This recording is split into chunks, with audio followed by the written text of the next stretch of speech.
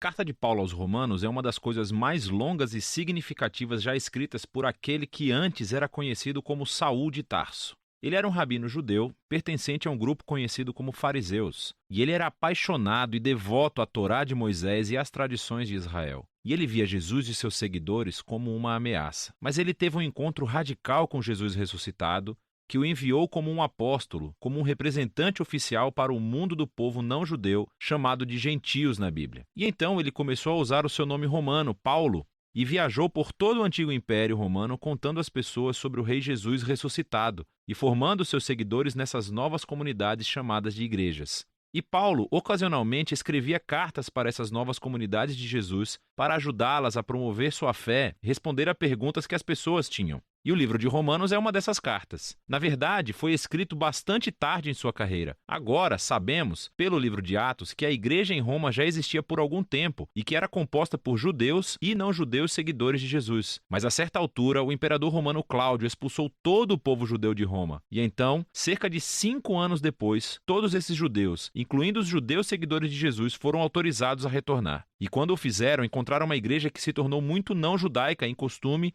e prática. E isso criou muita tensão, de modo que nos dias de Paulo, a igreja romana estava dividida. As pessoas discordavam sobre como deveriam seguir a Jesus. Elas estavam debatendo sobre se os cristãos não judeus deveriam celebrar o sábado, comer kosher ou ser circuncidados. E assim, Paulo escreveu essa carta com alguns objetivos em mente. Ele queria que essa igreja dividida se unificasse e tinha um propósito prático para isso. Ele esperava que a igreja romana se tornasse uma base para que a sua missão fosse ainda mais para o oeste, até a Espanha. E assim, foram essas circunstâncias que motivaram Paulo a escrever sua mais completa explicação do Evangelho, a boa nova que ele estava anunciando sobre a vida, morte e ressurreição de Jesus. A carta foi criada para ter 4 movimentos principais, mas é unificada como uma longa e fluente exploração do Evangelho. O Evangelho, segundo Paulo, em primeiro lugar, revela a justiça de Deus, e também cria uma nova humanidade que cumpre a promessa de Deus a Israel. E é este evangelho que vai unificar a igreja.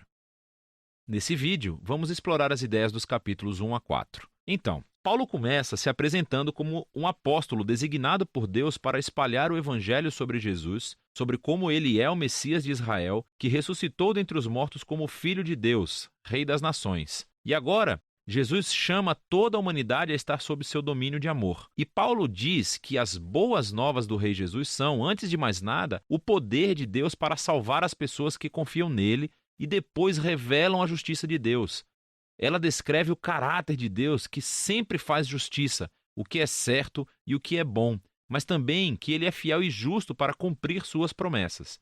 E Paulo está dizendo que a história de Jesus nos mostra como Deus fez essas duas coisas. Mas como? Bem, primeiro ele reconta de uma forma longa e criativa a história do Gênesis nos capítulos de 3 a 11. Ele mostra como todo o mundo gentil, todas as nações estão presas em um ciclo de pecado e egoísmo. O coração e a mente humana estão partidos, afirma Paulo. Nos afastamos de Deus para abraçar a idolatria, o que significa encontrar significância suprema em coisas criadas e dar maior fidelidade a essas coisas que não são Deus.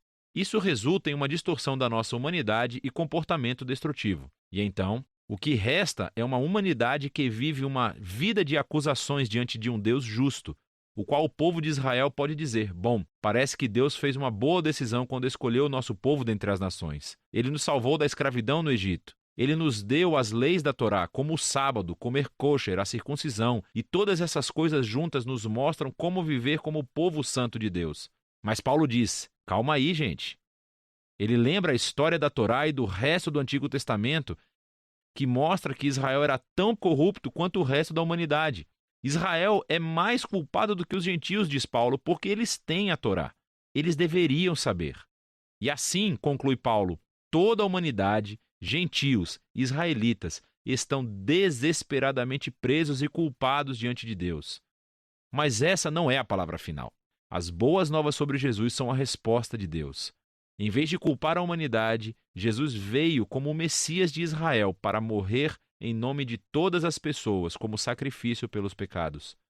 Como nosso representante, Jesus sofreu no seu próprio corpo todas as consequências da dor, do pecado e da morte que causamos no mundo. E ele superou tudo com a sua ressurreição dentre os mortos.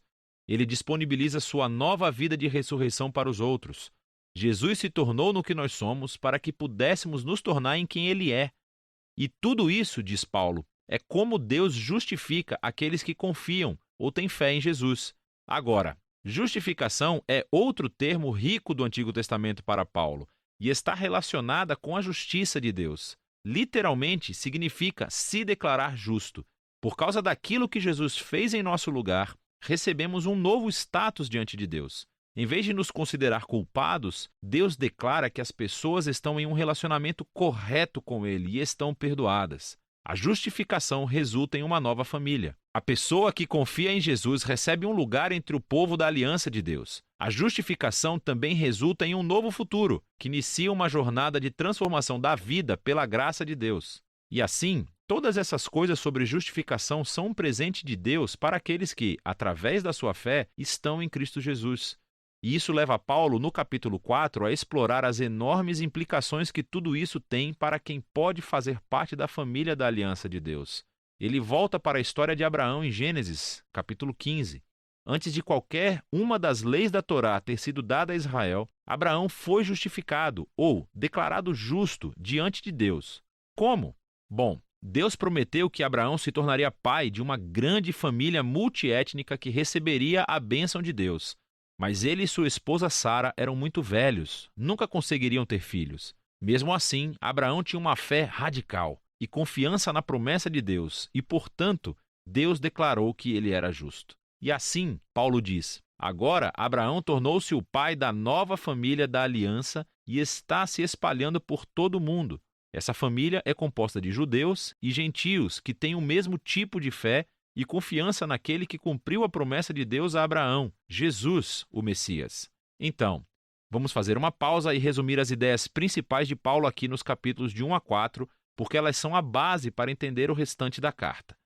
Esse resgate, no entanto, não vai acontecer através de pessoas que tentam obedecer às leis da Torá. Pelo contrário, o caráter justo de Deus o levou a resgatar o mundo através da morte e ressurreição de Jesus. Para que ele pudesse criar essa família multiétnica de Abraão baseada na fé e torná-los o seu próprio novo povo da aliança. E então, Paulo mostra como essa nova família faz parte de algo muito maior, que os leva a um novo modo de vida juntos. Mas tudo vai estar enraizado nessas ideias centrais exploradas no capítulo de 1 a 4 da carta de Paulo aos Romanos.